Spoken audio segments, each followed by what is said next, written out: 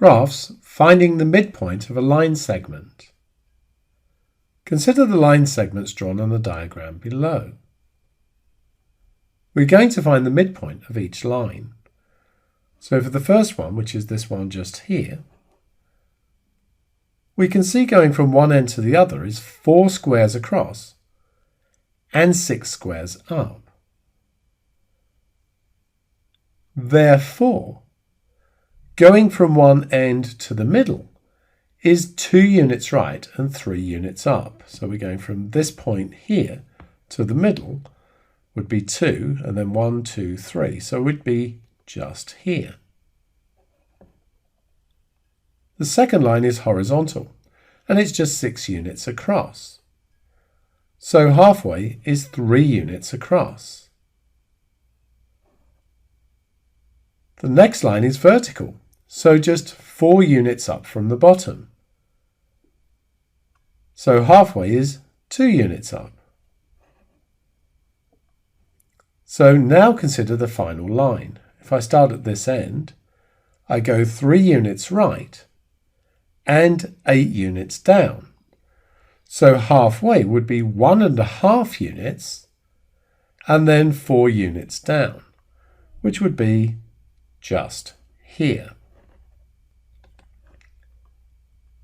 Now consider the line segment on the diagram below. We can see it goes from the point A with coordinates -8, -5 to the point B with coordinates 5, 5. 13 units across from -8 to 5, and then from -5 to 5 would be 10 units up. So halfway would be half of 13, which is 6.5 units across, and half of 10, which would be 5 units up, putting us at this point here. The coordinates there would be -1.5 and 0.